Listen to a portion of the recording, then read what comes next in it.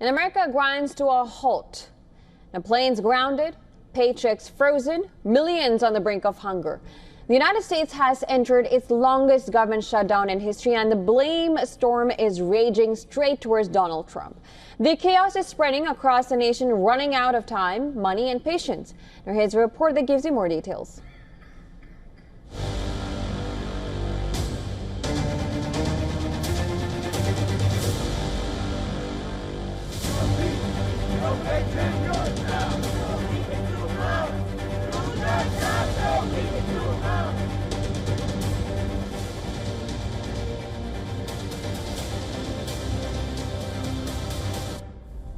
Empty cupboards, empty airports, empty wallets.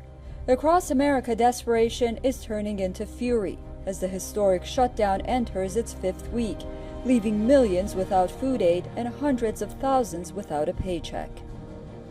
41 million Americans face the loss of SNAP food benefits, the nation's largest nutrition lifeline.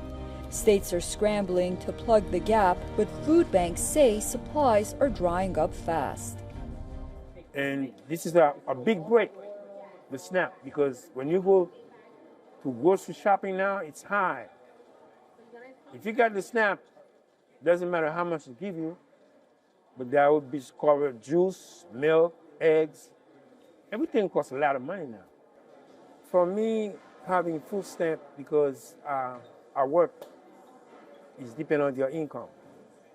So affecting me, of course, because grocery is kind of high now. Airports in Dallas, Washington, D.C., and Chicago are scenes of confusion. Flights delayed or canceled as exhausted air traffic controllers call in sick. The Federal Aviation Administration has warned of serious staffing shortfalls, grounding flights and stretching safety systems to the limit. A new Washington Post poll shows most Americans now blame President Trump for the shutdown, a political showdown triggered by a standoff over spending and border funding.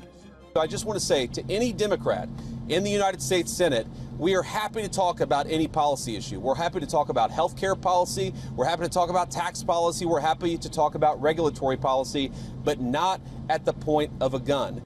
For Republicans, from the very beginning of this presidency, cruelty has been the point.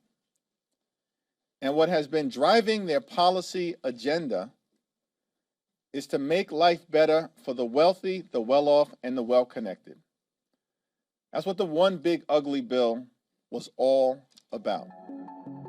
What should have been a festive weekend has instead become a reminder of how deeply politics can disrupt ordinary lives.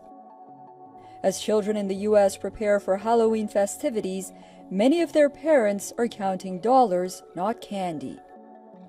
This shutdown is not just a political crisis, it's a humanitarian disaster unfolding on U.S. soil. The country's political leadership faces a stark choice: compromise now or watch communities struggle and economies falter. As the government remains shuttered, millions fight to survive in a winter darkened by hunger, halted flights, and broken promises. Bureau Report, WION, World is One.